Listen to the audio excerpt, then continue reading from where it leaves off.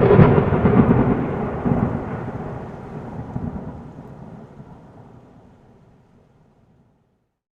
ہم تھیلیسیمیا کے بارے میں بات کرتے ہیں۔ اس کی علاج، وجوہات، کن لوگوں میں ہوتا ہے، اس کی تشخیص اور علاج کے بارے میں بات کرتے ہیں۔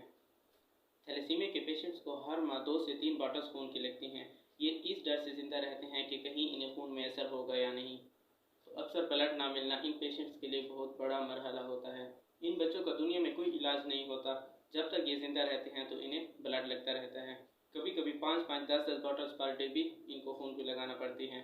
تو سب نوجوان لوگوں کو چاہیے کہ ہر چوتھے 5ویں مہینے میں جا کر بلڈ ڈونیٹ کریں۔ تھیلیسیمیا میجر والے ان بچوں کی جان بچائیں اور باقی آنے والی نسل کو اس مرض سے بچانے کے لیے شادی سے پہلے اپنا تھیلیسیمیا ٹیسٹ ضرور کریں۔ چھوٹی سی نیگلیجنس آگے بہت بڑا نقصان پہنچا سکتی۔ بعد میں اس بیماری کا کوئی علاج نہیں ہے۔ اس کا علاج صرف آپ اور ہم بائی بلڈ ڈونیشن ہی کر سکتے ہیں۔ ایک بلڈ ڈونیشن سے آپ 3 لوگوں کی جان بچا سکتے ہیں اور بلڈ ڈونیشن سے آپ کی صحت پر کوئی ایفیکٹ نہیں پڑتا کہ آلموسٹ 56 ڈیز میں یہ خون دوبارہ بن جاتا ہے۔ اس کے علاوہ بلڈ ڈونیٹ کرنے سے آپ دل کی بیماریوں اور کینسر وغیرہ سے بھی بچ سکتے ہیں۔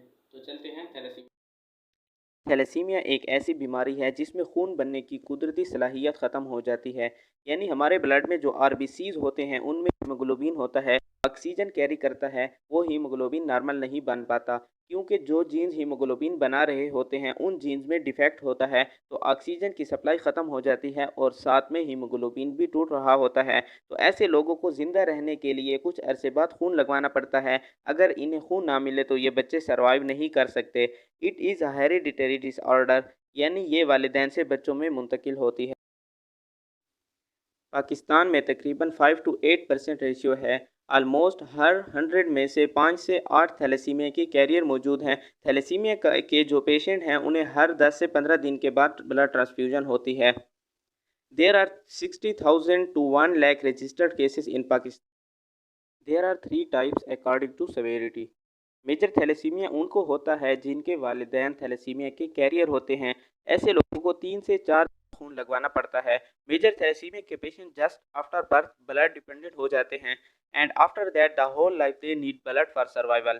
تھیلیسیمیا انٹرمیڈیا میں ہیموگلوبین کی مقدار 7 گرام ہوتی ہے جو کہ نارملی 11 سے 12 ہونی چاہیے۔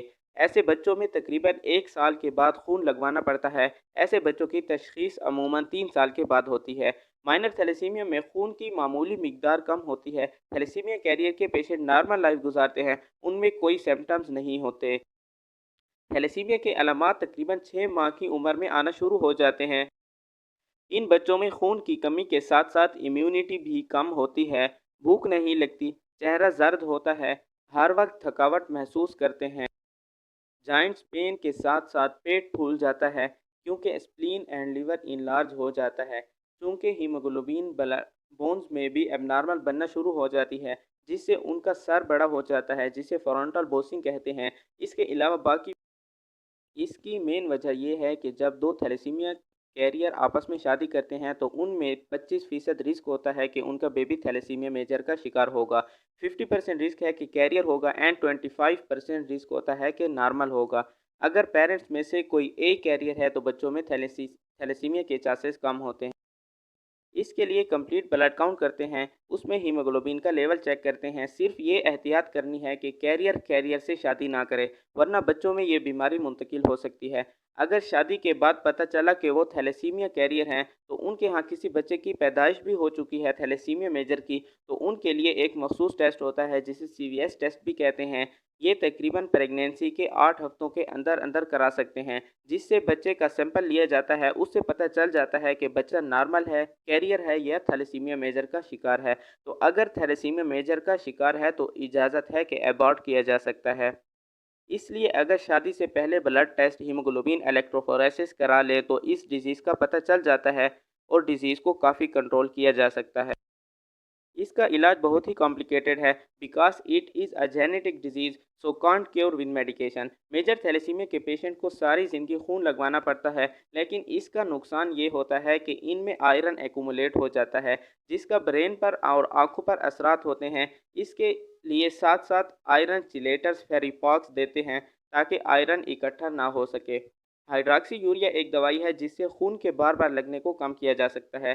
اس کے علاوہ ایک طریقہ ہے جس سے تھیلیسیمیا پیشنٹ کو پورا کیور کر سکتے ہیں، وہ ہے bone Meru transplantation.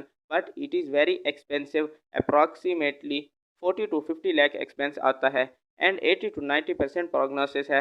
At last I request you to visit any thalassaemia foundation and कोशिश करें कि लाजमी कुछ अरसे के बाद ब्लड देते रहें।